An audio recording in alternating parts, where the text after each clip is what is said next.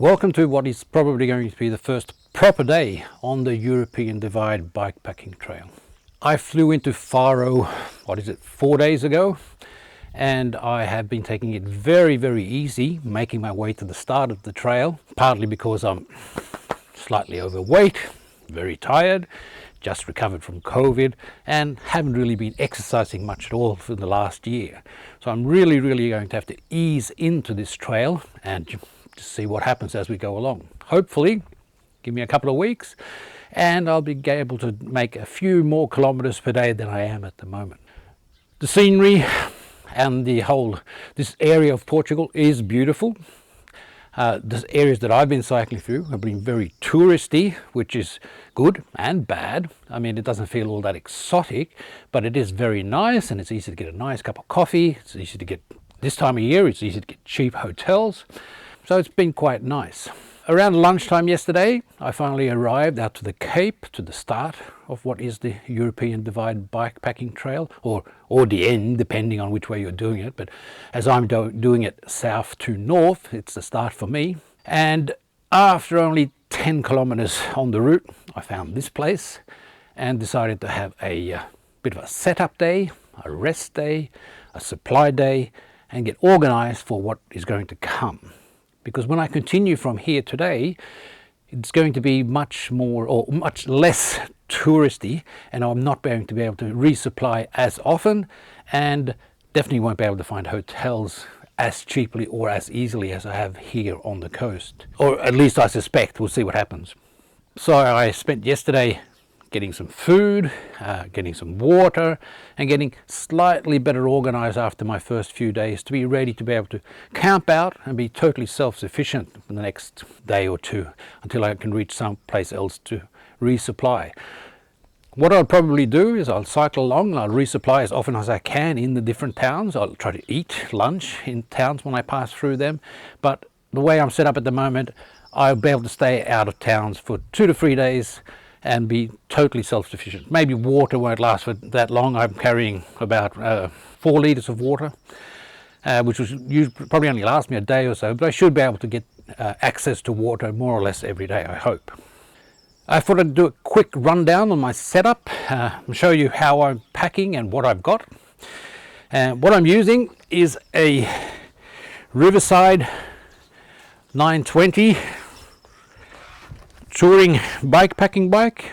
I haven't made many changes to it. It comes quite well equipped for this type of adventure. What I have done is I have changed the tires and I have mounted them tubeless.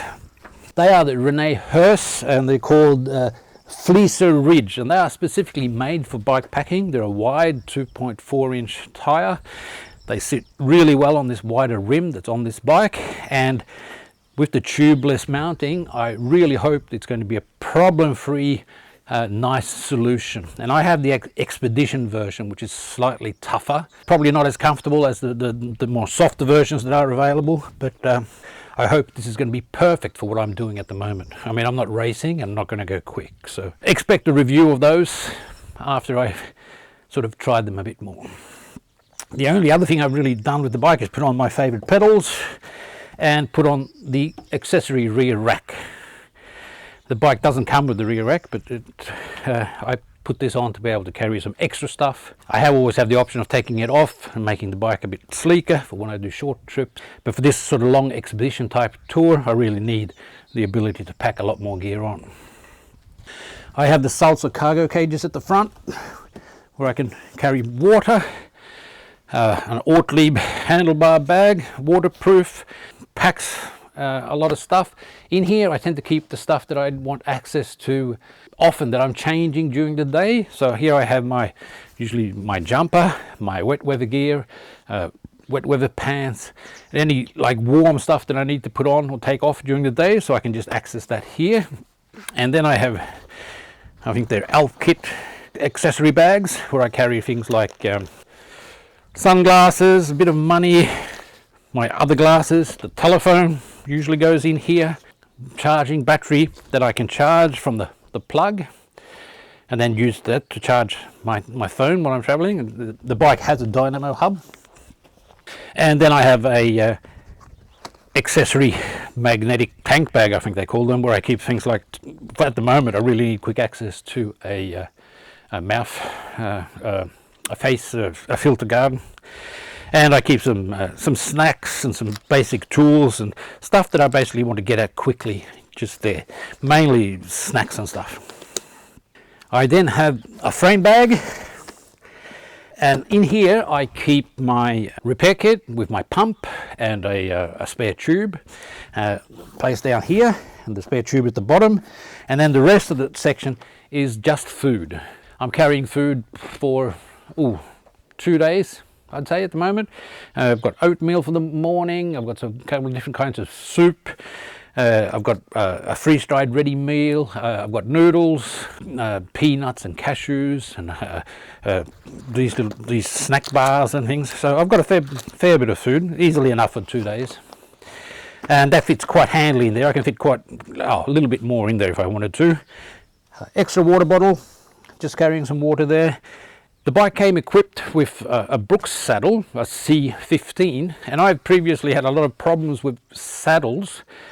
All my longer trips, I've had a lot of sore ass, basically it's been hurting a lot, and it took me a long time to find a saddle that I really liked, and I actually ended up buying a Brooks C17 saddle that I've been used for all my longer trips ever since I bought it, and I've been really happy with it. This bike came with the C15 on it, and I tried it a little bit at home, and I quite liked it, so I've actually decided to leave the C15 on rather than put my favorite C17 on, which might prove to be a great mistake, but we'll see.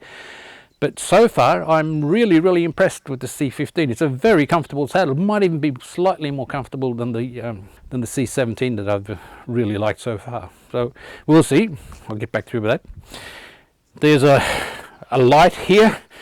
Doesn't do much good there, I suppose, but when I need it at night time, I can move it back and mount it on the rear of this bag here. Then I have my two Ortlieb small gravel packs. They're small gravel packs that are meant for either for using on the front of the bike or at the back, but are much smaller than the ordinary Ortlieb backs. And in this side I have my electronics.